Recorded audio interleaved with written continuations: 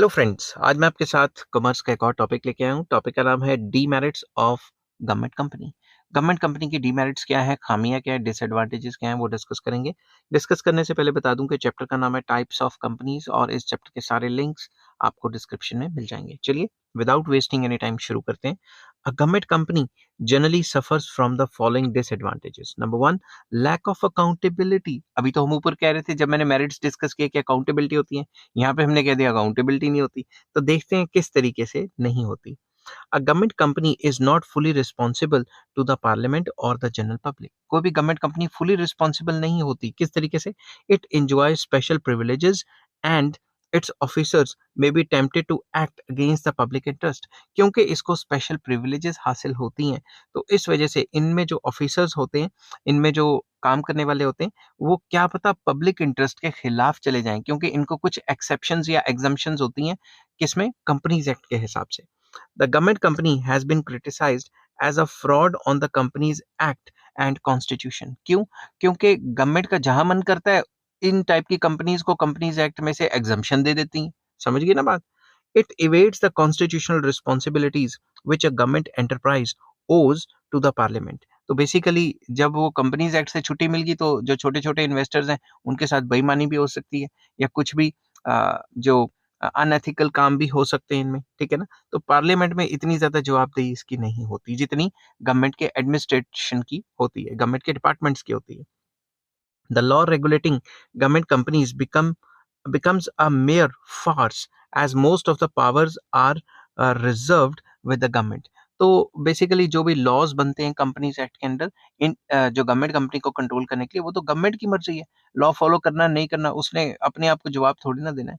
तो इस वजह से जो लॉज इन टाइप की कंपनीज को रेगुलेट करते हैं, वो सिर्फ दिखावे के लिए होते हैं। नेक्स्ट आ जाता है पॉलिटिकल इंटरफेरेंस। पिछली वीडियो में जब मैं मेरिट्स में डिस्कस कर रहा था फीचर्स में कि पॉलिटिकल इंटरफेरेंस कम रहती है, मगर मैंने ये नहीं कहा था बिल्कुल भी नहीं रहती। तगड़ी सिफारिशें चलती हैं, अपने रिश्तेदारों को यहाँ पे जॉब्स देते हैं, और वो पॉलिटिशियन जो बेचारे जीत नहीं पाए या जिनको कोई मिनिस्ट्री नहीं दी गई, उनको इनका बोर्ड ऑफ डायरेक्टर बना दिया जाता है। समझ गए बात?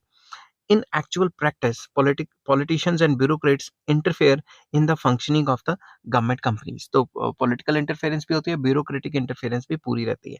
Such interference and red tapeism cause lackness in the management. इस वजह से क्या होता है, मैनेजमेंट थोड़ी सुस्त हो जाती है और काम में इतनी स्पीड नहीं रहती। Executive agencies of the government can reduce the autonomy of a government company. तो जो भी एग्जीक्यूटिव एजेंसीज है गवर्नमेंट की, वो टाइम टू टाइम इंटरवीन करती रहती हैं, कैसे काम चल रहा है, क्या काम चल रहा है, फाइनेंशियल अकाउंटेबिलिटी देखती रहती है इनकी। तो उसमें डे टू डे लाइफ में इंटरफेरेंस भी रहती ही है। Ministerial control reduces the autonomy of operations. तो मिनिस्टर, जो कंसर्न मिनिस्टर के अंडर आती है, वो भी इनमें दखल अंदाजी करता रहता है, और जिसकी वजह से इसके जो ऑपरेशंस हैं वो इतने ज्यादा फ्री नहीं रहते। फॉर एग्जाम्पल, मिनिस्टर ने कह दिया कि मेरे फला फला बंदे से ही तुमने ठेका करना है, मगर वो इतना एफिशिएंट नहीं है, तो फिर एफिशिएंसी कहाँ गई? समझ के बात? नेक्स्ट आ जाता है indifferent management. Government companies are generally manage by government servants. तो बेसिकली गवर्नमेंट कंपनीज के अंडर क्या होते हैं, प्रॉपर सरकारी नौकरी वाले नहीं होते, मगर फिर भी नौकरी तो पक्की होती है। उनको पता तो है ना, गवर्नमेंट जो सिविल सर्वेंट्स वाले रूल्स हैं वो नहीं चलते, मगर होते तो एक टाइप के सरकार के वही हैं। समझ गई बात? तो they are not motivated to work hard. आना था यहाँ पे, हैंड लिख दिया मैंने, रुको मैं हार्ड लिखता हूँ। ये आईपीएल देखते देखते जो बनती है ना वीडियोस, वो ऐसी ऐसे ही हो जाता है कभी कभी। They are not motivated to work hard and take little personal interest in running the company on sound business lines. Simple words में, उनको पता है एक बार नौकरी लग गई, अब कोई निकाल तो सकता नहीं। तो सीनियरिटी के बेस पे उनको वो मिलती है प्रमोशंस, रेदर देन एफिशिएंसी के बेस पे। तो वो काम करते हैं नहीं करते, आपको पता है ज्यादातर जगह पे जाओ, तो जैसे एलआईसी के ऑफिस में जाओ, तो इतना ज्यादा मोटिवेशन से काम नहीं हो रहा होता जितना प्राइवेट कंपनियों में हो रहा होता है, इंश्योरेंस कंपनीज में। तो ऐसा तो रहता ही है। Efficiency of operations is low and administrative expenses जो हैं वो काफी हाई रहते हैं, क्योंकि उनकी तनख्वाहें बहुत ज्यादा होती हैं। Next, board packed with yes man. Yes man क्या है? जो हमेशा जो सरकार को यस यस यस यस करते रहेंगे, चाहे वो गलत डिसीजन ले रहे हैं या सही डिसीजन ले रहे हैं, जैसा सरकार चाहेगी वैसे ही होगा। Directors of a government company are at the mercy of the ministers and bureaucrats. जो डायरेक्टर्स होते हैं वो किन की वजह से बनते हैं? सरकार की वजह से या ब्यूरोक्रेट्स होते हैं, ठीक है। They are appointed by the government, वो गवर्नमेंट अपॉइंट करती है। They remain busy in pleasing the political bosses, तो उनका मेन मकसद क्या होता है, अपने पॉलिटिकल बॉसेस को मतलब सर्व करना। वो क्या करते हैं, एज अ यस मैन काम करते हैं। यस मैन मतलब जो भी सरकार कहेगी उनको उन्होंने वही मानना है, उन्होंने अपनी नहीं चलानी। समझ गई बात? जैसा सरकार कहेगी वैसे ही करेंगे, कोई ना नहीं करेंगे, सरकार को किंतु परंतु नहीं करेंगे कि ऐसा करो वैसा करो, ठीक है। नेक्स्ट आ जाता है fear of exposure.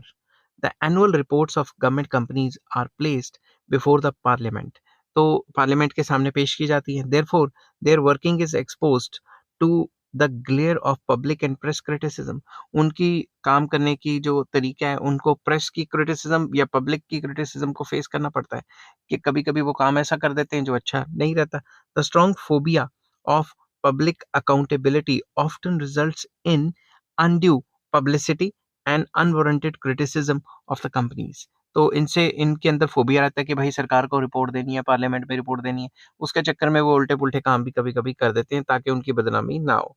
Therefore, the management is often demoralized and does not take initiative to enter new areas of activity. इसलिए जो मैनेजमेंट है वो कहती है यार मैं क्यों टेंशन लूं, अगर मैंने कल को कोई ऐसा काम कर दिया और फिर मुझे कंसर्न मिनिस्टर या पार्लियामेंट में जवाब देना पड़ गया तो उल्टा मेरे सर पड़ जाएगी। इससे तो अच्छा ये है कि मतलब इस काम में इनिशिएटिव लेके काम नहीं करते, मतलब जैसा चल रहा है वैसे ही चलने देते हैं, नई नई चीजें डेवलप नहीं कर पाते। This has an adverse effect on the efficiency and profitability of the enterprise, इसकी वजह से जो एफिशिएंसी है वो कम रहती है और जो मतलब कंपनी के फर्दर ग्रोथ के ऊपर एडवर्स इफेक्ट पड़ता है। आई होप ये वीडियो आपको पसंद आई होगी। अगर पसंद आती है तो please like share and subscribe. इस चैप्टर के सारे लिंक्स आपको डिस्क्रिप्शन में मिल जाएंगे। Take care, bye bye.